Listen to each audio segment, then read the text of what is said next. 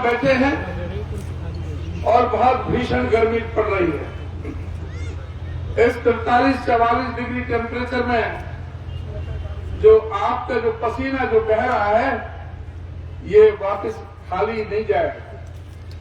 मैं आपसे ये अनुरोध और प्रार्थना करना चाहूंगा कि 25 तारीख को जो होने वाला चुनाव है, 25 मई को, जिसका रिजल्ट 4 जून को आएगा, ये चुनाव इस देश की राजनीति की दिशा और दशा को तय करने का ये काम करेगा। ये चुनाव ये तय करेगा कि इस देश में तानाशाही राज चाहिए, जिसको नरेंद्र मोदी जी लाना चाहते हैं, जो इस देश को चीन के और रूस के रास्ते पर ले जाना चाहते हैं, जो इस देश को एक पार्टी का राज बनाना चाहते हैं। विपक्ष के लिए कोई स्थान नहीं, कोई विपक्ष की बात करता है तो उसको जेल में ठोक दिया जाता है। 2 मुख्यमंत्रियों को जेल में डाल दिया गया और जो भ्रष्टाचार की जो बात करते थे, जिनको सबसे ज्यादा भ्रष्ट बताते थे, उनको वॉशिंग मशीन में धो करके अपनी पार्टी में सारे भ्रष्टाचारियों को शामिल करके अच्छे अच्छे पदों को नवाजने का काम नरेंद्र मोदी जी ने किया। और दूसरी तरफ वह पार्टी है जो संविधान को बचाना चाहती है, लोकतंत्र को बचाना चाहती है, इस देश में प्रजातंत्र को बचाना चाहती है। जो बाबा साहब डॉक्टर भीमराव अम्बेडकर जी ने इस देश के दलित, पीड़ित, शोषित, उपेक्षित, सर्वहारा वर्ग के सभी गरीब, अमीर सब लोगों को, व्यापारी, कर्मचारियों को लेकर के, सभी जाति, वर्ग, धर्म और संप्रदाय को लेकर के, हर धर्म के व्यक्ति को अपनी मर्जी की पूजा पद्धति चुनने का अधिकार देकर के, सबको अपनी शब्दों की अभिव्यक्ति प्रदान करने के लिए और सबको बराबर का वोट देने का, चाहे वो देश का राष्ट्रपति है, चाहे वो देश का गरीब से गरीब आदमी है, चाहे कितना भी बड़ा पूंजीपति है, चाहे कितना भी गरीब आदमी है, सबको एक समान वोट का अधिकार भारत के संविधान में कांग्रेस सरकार ने, जिस संविधान की सभा के सदस्य हमारे चौधरी भूपेंद्र सिंह हुड्डा जी के जो पिताजी थे, जैसा भी अभी तेवतिया साहब ने बताया, उस संविधान पर चौधरी रणवीर सिंह हुड्डा जी के भी हस्ताक्षर हैं। उस संविधान को आज हमें बचाने की जरूरत है। आज क्या कारण है कि कहते हैं कि हमको 400 एमपी चाहिए, हमें जिसके संविधान को बदलना है। क्या कारण है कि संविधान को क्यों बदलना चाहते हैं, संविधान के खिलाफ क्यों है? आज इनको इस बात का जवाब देने का समय आ गया है। मैं ज्यादा समय भी नहीं लेना चाहूंगा। मैं आपसे ये कहना चाहूंगा, क्या नरेंद्र मोदी जी कांग्रेस के घोषणा पत्र पर कटाक्ष करते हैं?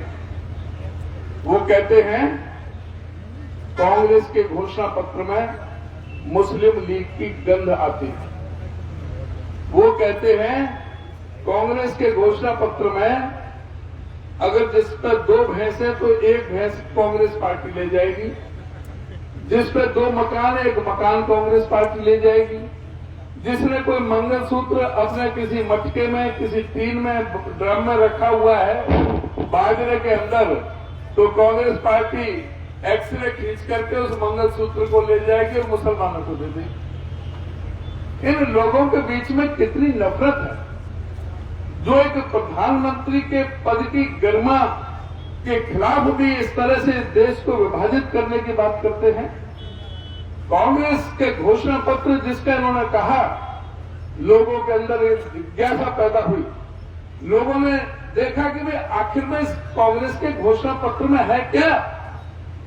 तो 1 हफ्ते पहले के आंकड़े हैं कि लगभग 56 लाख लोगों ने कांग्रेस की वेबसाइट से कांग्रेस का घोषणा पत्र डाउनलोड करने का काम किया है।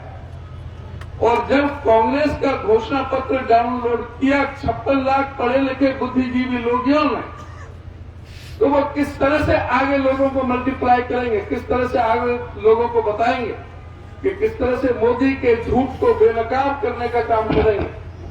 अगर कांग्रेस के घोषणा पत्र की बात की जाए तो कांग्रेस के घोषणा पत्र में अगर आपको नजर आएगा तो राष्ट्रपिता महात्मा गांधी के सपने आपको नजर आएंगे। अगर आपको नजर आएगा तो राष्ट्रपिता महात्मा गांधी के साथ साथ कांग्रेस के घोषणा पत्र में पंडित जवाहरलाल नेहरू की आपको सोच नजर आएगी। इस घोषणा पत्र में बाबा साहब डॉक्टर भीमराव अंबेडकर, जिन्होंने सभी इस देश के लोगों को एकजुट करके एक सूत्र में पिरो करके जो भारत का संविधान 2 साल 11 महीने 18 दिन लगा करके दिया, जिसमें सभी को समान अधिकार दिए, बाबा साहब के सपनों का संविधान आपको नजर आएगा।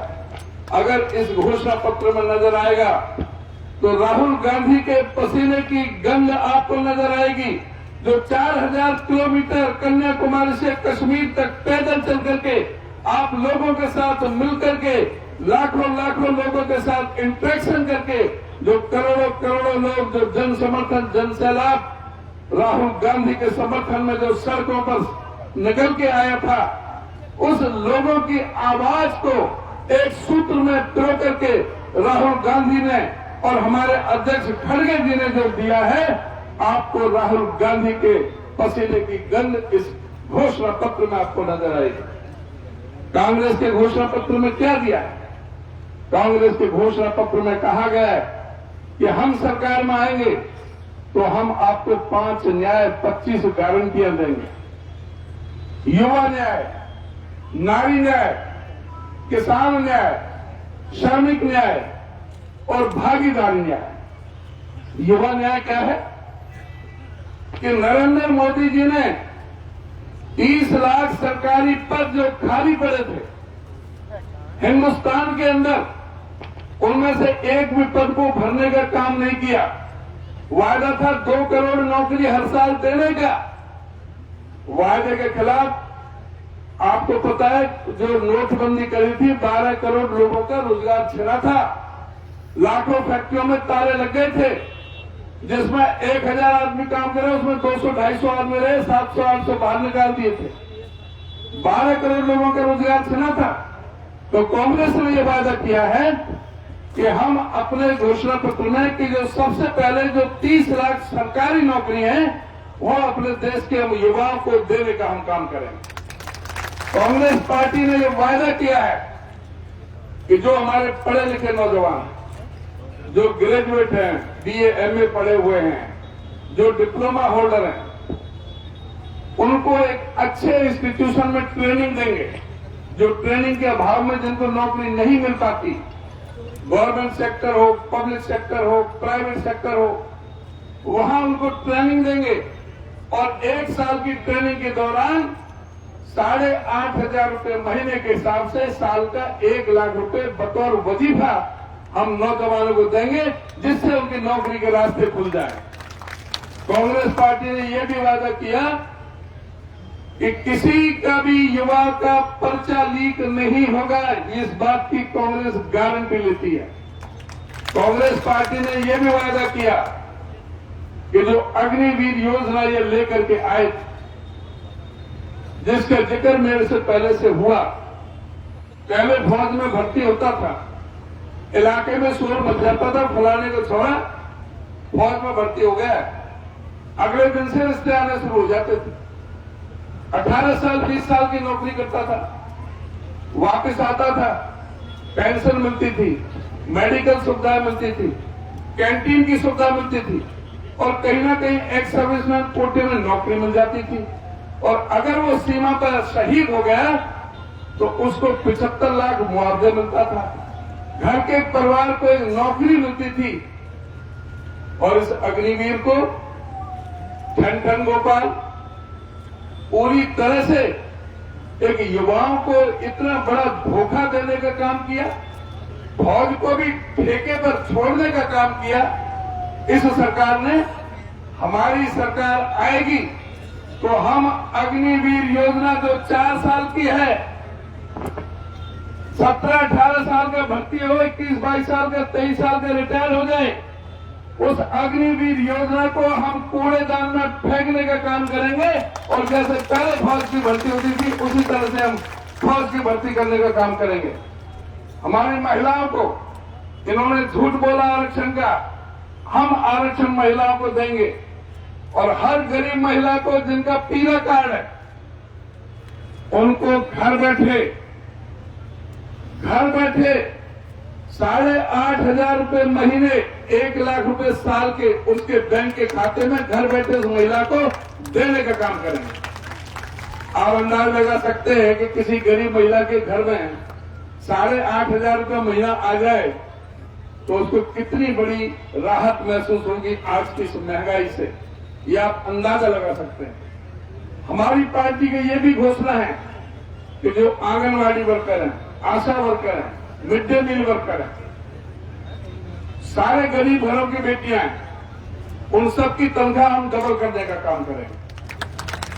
साथ ही ये भी घोषणा करिए कि और हिंदुस्तान में 14 लाख नई आंगनवाड़ी भर्ती करने का हम काम करेंगे। कांग्रेस पार्टी का ये भी घोषणा है, हर जिले में बाबा साहब डॉक्टर भीमराव अंबेडकर जी के नाम से एक डॉक्टर अंबेडकर भवन, उसमें छात्रावास और लाइब्रेरी, एक बिरादरी के लिए नहीं है, सब कोई भी रह सकता है उसमें, छात्रावास, हॉस्टल, लाइब्रेरी, डॉक्टर अंबेडकर भवन हर जिले में कांग्रेस पार्टी पूरे देश में बनाने का काम करे। हमारी पार्टी का, सरकार का ये भी फैसला है कि हर जिले में महिलाओं के लिए, हमारी बेटियों के लिए, जो कामकाजी महिला हैं, जो कॉलेज में पढ़ती हैं, उनको कहीं ठहरने की व्यवस्था नहीं होती, उनके लिए हर जिले में सावित्रीबाई फूले के नाम से महिलाओं के लिए हर जिले में एक एक हॉस्टल बनाने का हम काम करेंगे। हमारी पार्टी का ये भी फैसला है कि हर जिले में एक एक गवर्नमेंट मेडिकल कॉलेज जिसमें अस्पताल भी होगा, हर जिले में एक एक मेडिकल कॉलेज, अस्पताल सहित कांग्रेस की सरकार हर जिले में बनाने का काम करेगी। साथ में कांग्रेस पार्टी का ये भी फैसला है कि जिस तरह से राजस्थान में अशोक गहलोत ने योजना शुरू की थी, कोई भी आदमी बीमार होता है, अच्छे से अच्छे अस्पताल में 25 लाख रुपए तक का इलाज मुफ्त हमारी कांग्रेस पार्टी की सरकार करा के देगी। जो नवोदय स्कूल हैं, सेंट्रल स्कूल हैं, उनकी संख्या